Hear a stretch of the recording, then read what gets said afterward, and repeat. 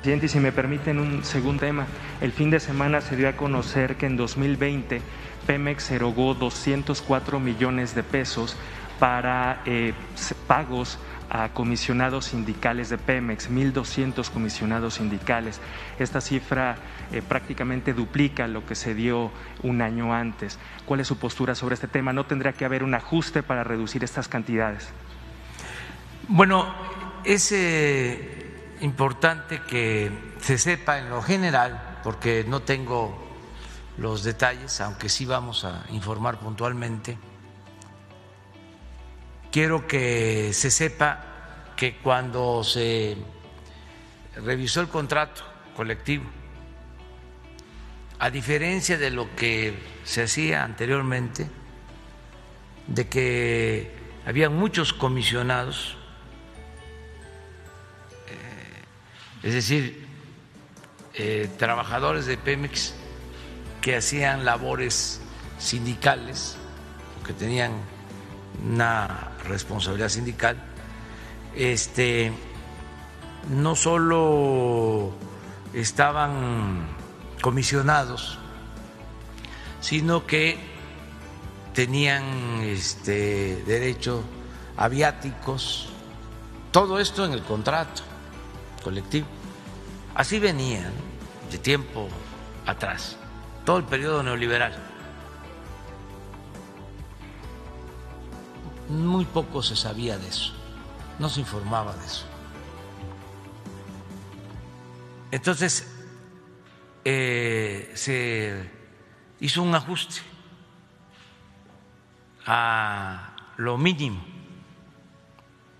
de esas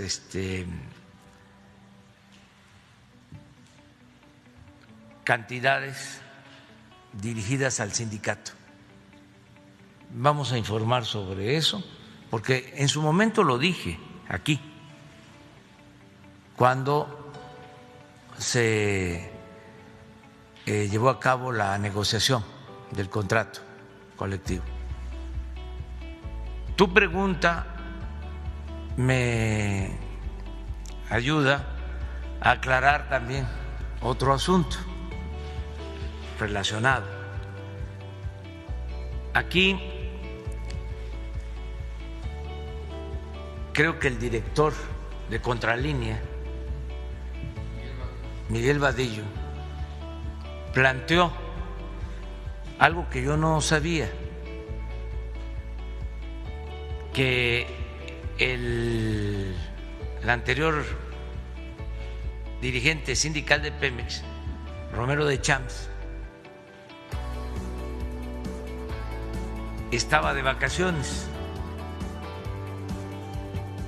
que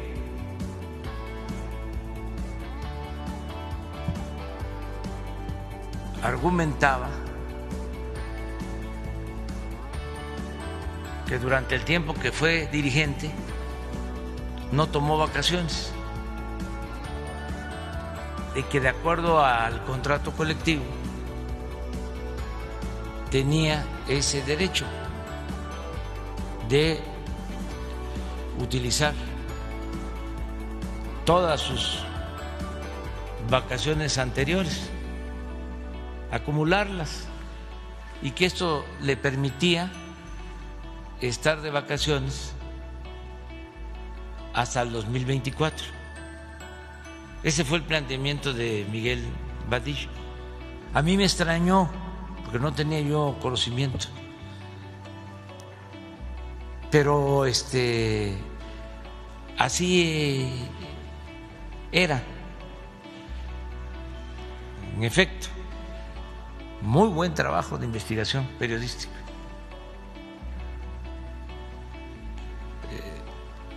Entonces, iba a estar hasta el 24, pero además como trabajador activo.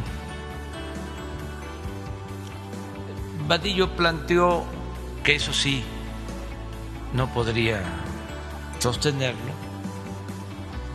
que buscaban mantenerlo en activo porque terminando nuestro gobierno iba a regresar a la dirección del sindicato.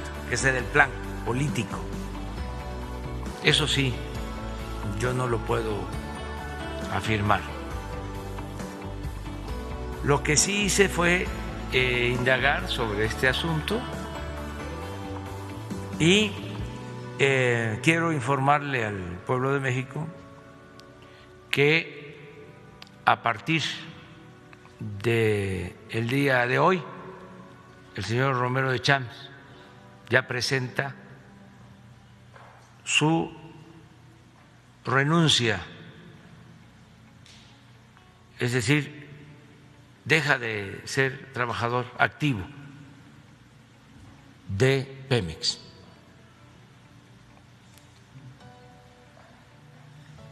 Eso lo hace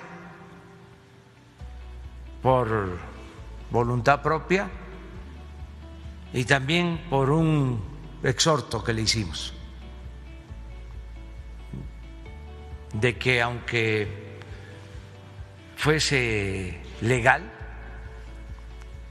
que así estuviese acordado en las condiciones laborales, considerábamos que era inmoral.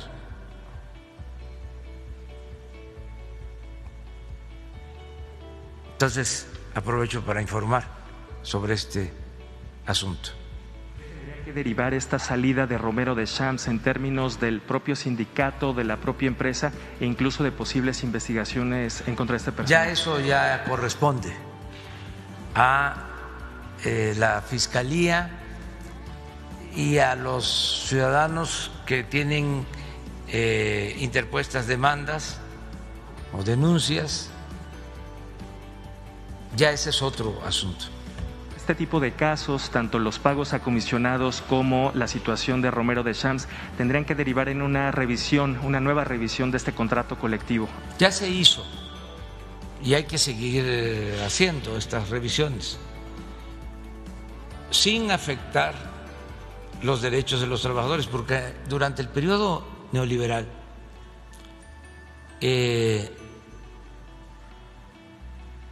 se protegía a los dirigentes y se afectaba a los trabajadores.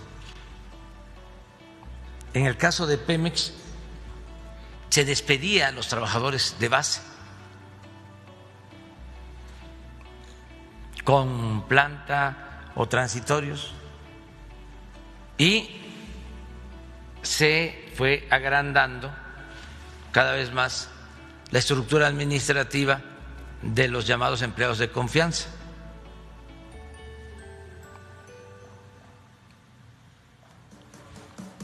Y se protegía a los dirigentes. Yo les comentaba la vez pasada, porque no debemos de olvidar, no hay que odiar,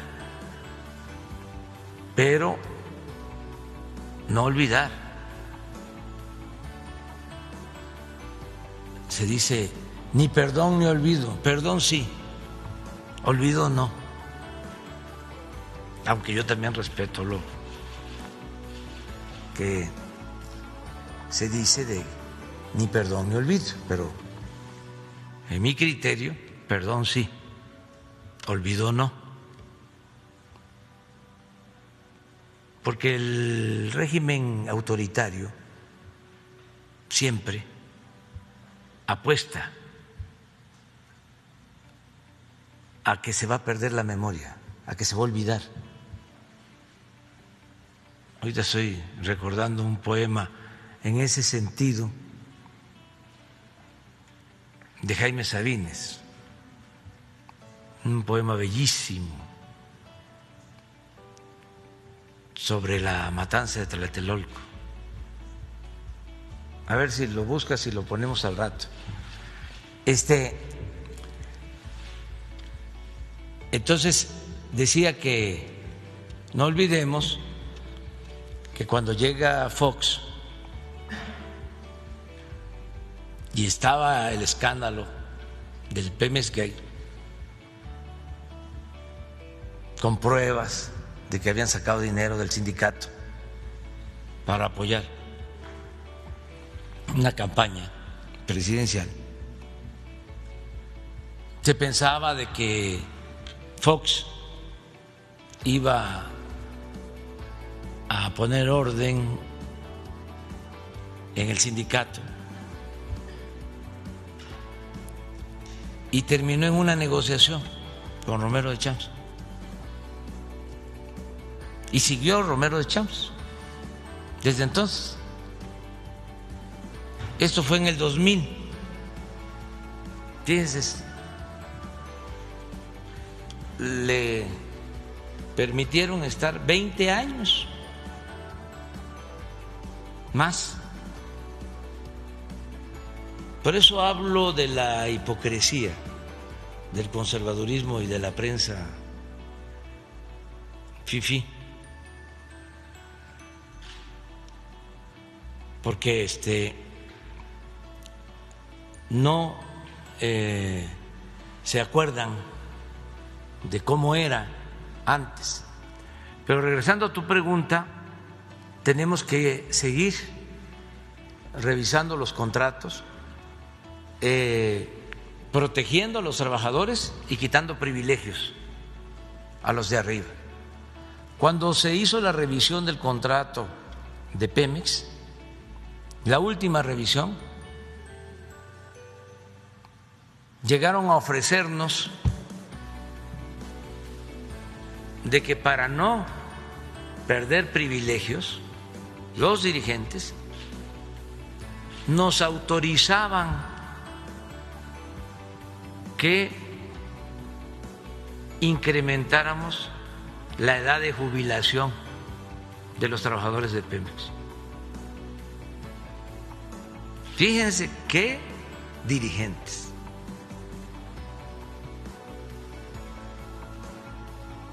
Y la respuesta fue no,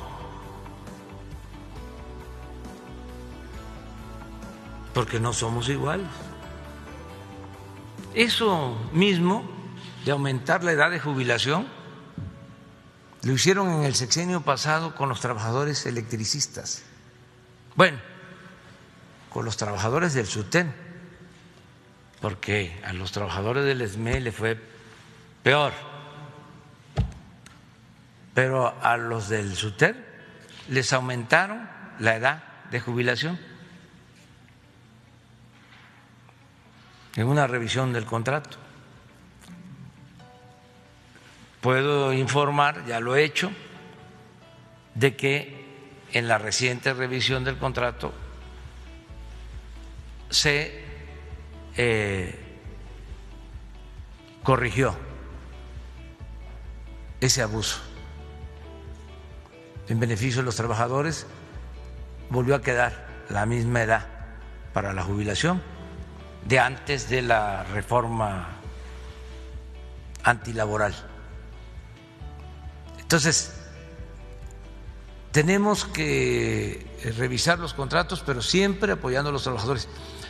Estamos sacando adelante a la Comisión Federal de Electricidad y a Pemex con el apoyo de los trabajadores y de los técnicos, que son de lo mejor. Y el que lo dude, ahí está la crisis del gas en Texas. ¿Cuánto tiempo duró en México? Se resolvió en 5 días.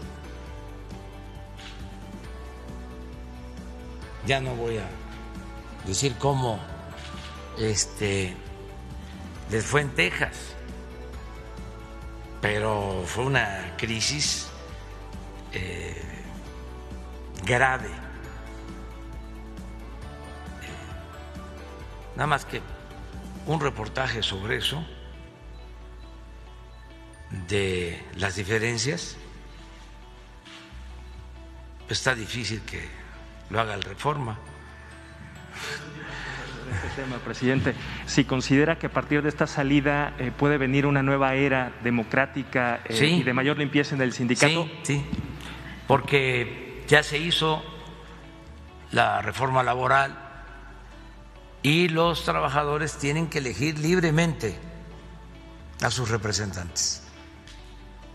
Se tiene que acabar lo que antes se conocía coloquialmente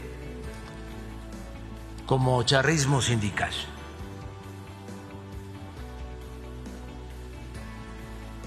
Tiene que haber voto libre, secreto, directo de los trabajadores para la elección de sus dirigentes. Y eso depende también de los trabajadores, porque nosotros estamos, para usar la palabra adecuada, auspiciando la democracia sindical, pero no podemos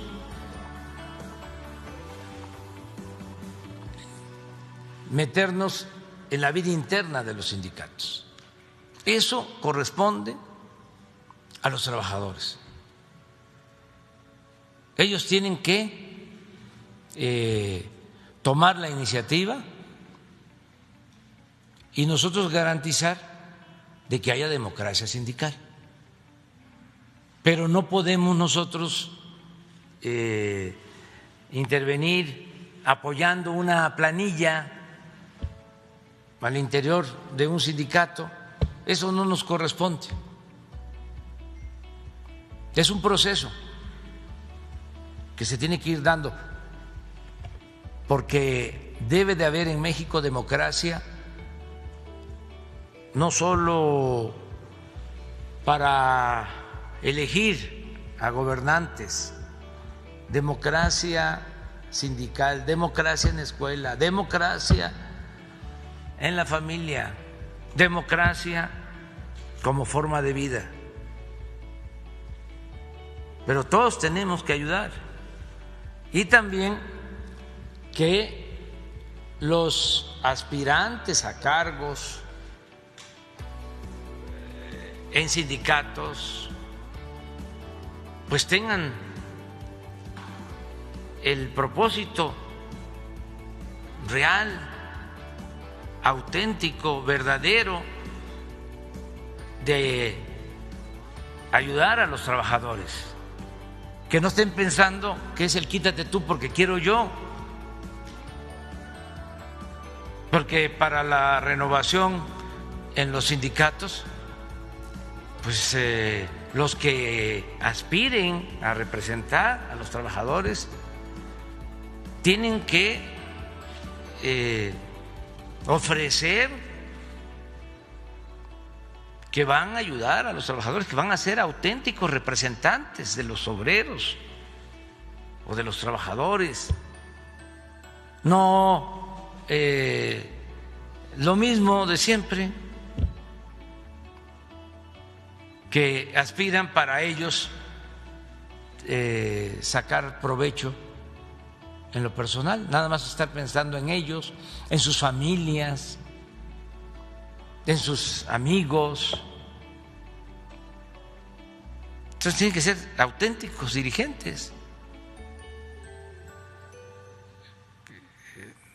Es todo el proceso de transformación que se tiene que ir dando en los sindicatos. Pero bueno, ¿no tienes el poema? Vamos a escuchar. Bueno, pero termina mejor. Sí, solo preguntarle cómo fue o en qué términos se dio este exhorto al señor Romero de Champs y si hubo, perdón la expresión, un apretón por parte del gobierno federal. No, siempre es bajo la idea del presidente Juárez, nada por la fuerza, todo por la razón y el derecho.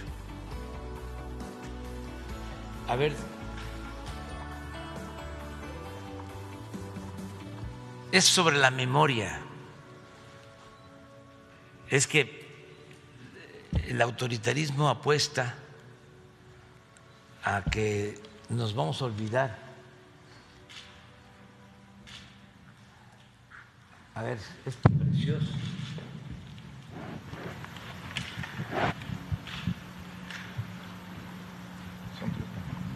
Es bastante, ¿eh? Pero nos da tiempo. Nadie sabe el número exacto de los muertos, ni siquiera los asesinos, ni siquiera el criminal.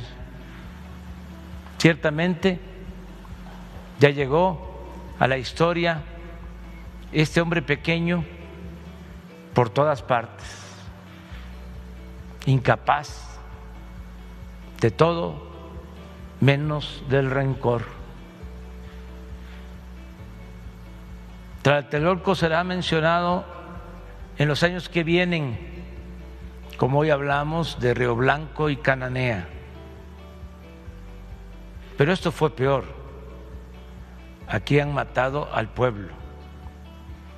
No eran obreros parapetados en la huelga, eran mujeres y niños, estudiantes, jovencitos de 15 años, una muchacha que iba al cine, una criatura en el vientre de su madre, todos barridos, certeramente acribillados por la metralla del orden y justicia social. A los 3 días el ejército era la víctima de los desalmados y el pueblo se aprestaba jubiloso a celebrar las Olimpiadas que darían gloria a México. El crimen está allí, cubierto de hojas de periódicos, con televisores, con radios, con banderas olímpicas. El aire denso, inmóvil, el terror, la ignominia, alrededor las voces, el tránsito, la vida y el crimen está allí. Habría que lavar no solo el piso, la memoria, habría que quitarles los ojos a los que vimos asesinar también a los deudos, que nadie llore, que no haya más testigos. Pero la sangre echa raíces y crece como un árbol en el tiempo. La sangre en el cemento, en las paredes, en una enredadera, nos salpica, nos moja de vergüenza, de vergüenza, de vergüenza. Las bocas de los muertos nos escupen una perpetua sangre quieta. Confiaremos en la mala memoria de la gente. Ordenaremos los restos. Perdonaremos a los sobrevivientes. Daremos libertad a los encarcelados. Seremos generosos, magnánimos y prudentes. Nos han metido las ideas exóticas como una lavativa, pero instauramos la paz, consolidamos las instituciones. Los comerciantes están con nosotros, los banqueros, los políticos auténticamente mexicanos, los colegios particulares, las personas respetables. Hemos destruido la conjura, aumentamos nuestro poder. Ya no nos caeremos de la cama porque tendremos dulces sueños. Tenemos secretarios de Estado capaces de transformar eso en esencias aromáticas. Diputados y senadores alquimistas, líderes inefables, chulísimos, un tropel de débiles espirituales, enarbolando nuestra bandera gallardamente. Aquí no ha pasado nada, comienza nuestro reino. En las planchas de la delegación están los cadáveres semidesnudos, fríos, agujereados, algunos con el rostro de un muerto. Afuera la gente se amontona, se impacienta, espera no encontrar el suyo. Vaya usted a buscar a otra parte. La juventud es el tema. Dentro de la revolución, el gobierno apadrina a los héroes. El peso mexicano está firme y el desarrollo del país es ascendente. Y siguen las tiras cómicas y los bandidos en la televisión. Hemos demostrado al mundo que somos capaces, respetuosos, hospitalarios, sensibles. ¡Qué olimpiada maravillosa!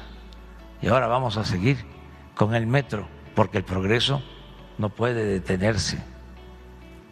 Las mujeres de rosa, los hombres de azul cielo, desfilan los mexicanos en la unidad gloriosa que constituye la patria de nuestros sueños.